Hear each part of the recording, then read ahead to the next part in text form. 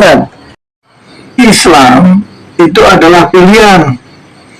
Dan di dalam Islam juga harus memilih. Kalau menyekutukan Allah, itu namanya syirik.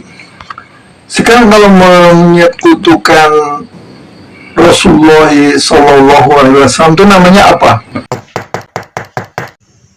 Assalamualaikum warahmatullahi wabarakatuh. Waalaikumsalam warahmatullahi wabarakatuh. Masuk Abu Fajri, masuk sini. Apa kabar Abu Fajri? Alhamdulillah. Sebaiknya gimana kabar Abu Ali? Ya, alhamdulillah.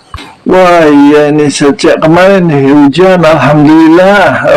Hujannya rintik-rintik begini. Gimana ada kabarnya? Bisnis antum jalan enggak? Lancar ya, walaupun sedikit seret ya karena ada hujan. Ini ada sedikit makanan nih, dinikmati.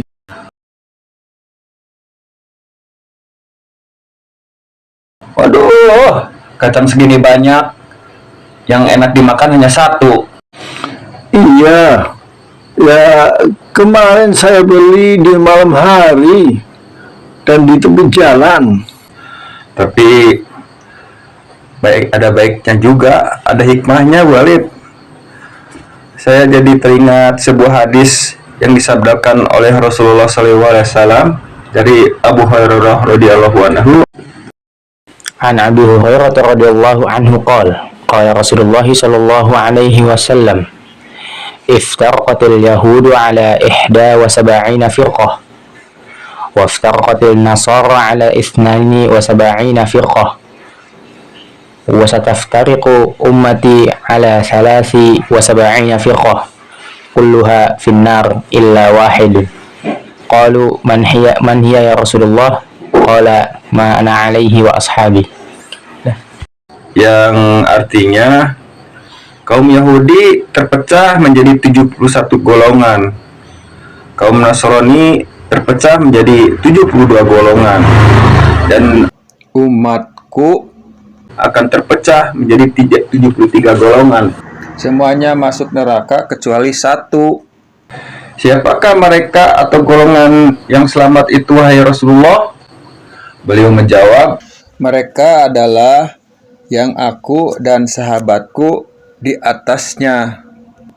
Hadis ini riwayat Abu Dawud nomor 4596, At-Tirmidzi nomor 2640 dan lainnya. Dinilai hasan oleh banyak ulama. Hadis itu kan berlaku untuk umat-umat Islam di zaman dulu sebelum Rasulullah Muhammad SAW diutus.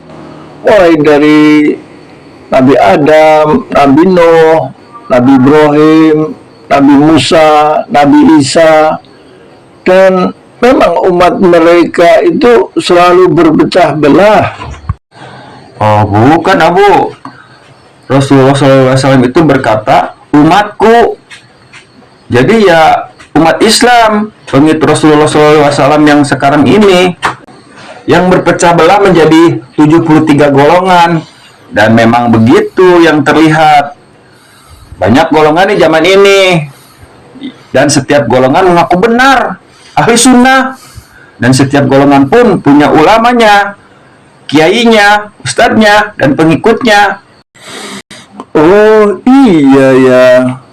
Akan tetapi apakah banyaknya golongan itu bukan karena strategi saja untuk dakwah yang berbeda-beda? Bukan.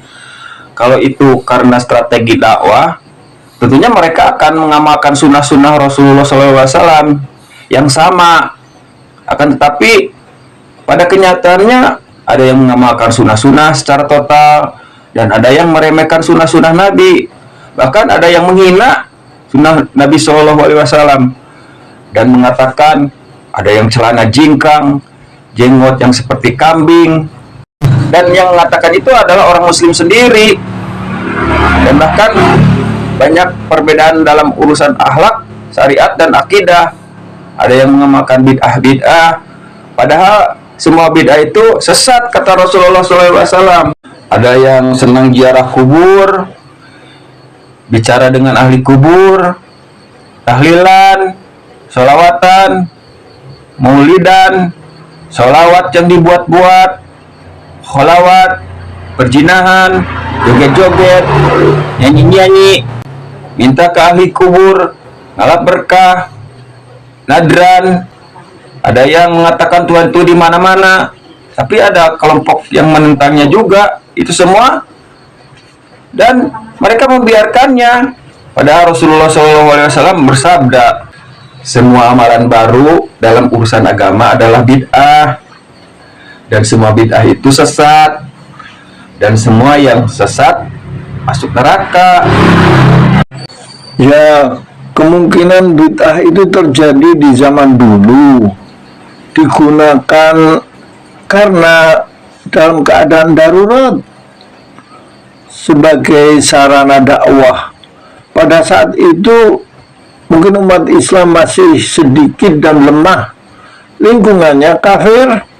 Kalau mereka terlalu keras menyuarakan Islam, kemungkinan akan dibunuh. Tapi memang sekarang masalah seperti itu sudah tidak ada lagi.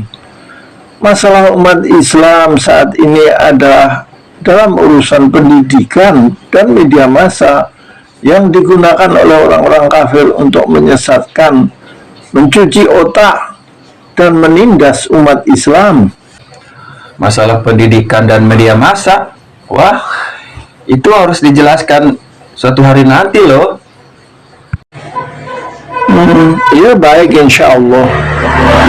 Tapi yang saya bingungkan itu, Islam kan Tuhannya satu, Nabinya satu, kitabnya satu, tapi kok bisa berpecah belah ya?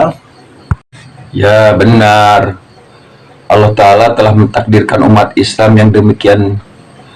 Tentu ada hikmahnya di balik semua itu yang tidak kita ketahui. Akan tetapi Rasulullah SAW juga telah memberikan solusinya. Ya benar, ada satu hikmah yang saya ketahui untuk kemungkinan untuk memurnikan kalimat La ilaha illallah wa Muhammadur Rasulullah, dan bukan La ilaha illallah wa sifulan Rasulullah. Yang di mulut Muhammad Rasulullah SAW, tapi yang diamalkan ya si fulan yang jadi Rasulullah, karena mereka awam dan banyak membebek. Bukan begitu. Ya sudah, sekarang jawab pertanyaan saya. Menyekutukan Allah itu namanya syirik. Sekarang kalau menyekutukan Rasulullah SAW itu namanya apa? Wah, Anda itu kok bertanya yang neko-neko banget. Saya berpendapat kalau menyekutukan Nabi kita Muhammad SAW itu namanya bid'ah, khurafat, takhayul. Karena itu semua dilarang dan tidak dilakukan oleh Rasulullah SAW dan para sahabat beliau radhiyallahu anhu. Yang diperintahkan adalah mengamalkan perintah-perintah Allah dan sunnah nabinya. Udah, saya pulang aja lah. Kalau dengan Anda ini pasti ngajak berantem melulu. Bukan, saya mengajak Anda untuk berpikir. Kalau diberi otak, itu harus disyukuri. Karena tidak semua orang muslim masuk surga, kata Rasulullah SAW. Walaupun itu titelnya ulama, ustadz, kiai, hafal Al-Quran. Ingat, hanya ada satu yang akan masuk surga dari semua golongan muslim yang ada. Ingat, Islam itu adalah pilihan. Dan di dalam Islam juga harus memilih. Seorang muslim harus bersifat kritis amalannya didasarkan dalil yang sahih. Ingat, Allah itu indah dan mencintai keindahan. Kesombongan adalah menolak kebenaran dan merendahkan orang lain. Hadis riwayat Muslim. Anda saja kalau diberi kacang busuk tidak mau makan, apalagi Allah yang maha mulia, maha besar, maha agung, maha kaya, tidak mau kalau Allah dibantah, didurhakai, dimaksiati, dibohongi. Berpikir dong, taruh otak Anda di kepala, jangan di dengkul.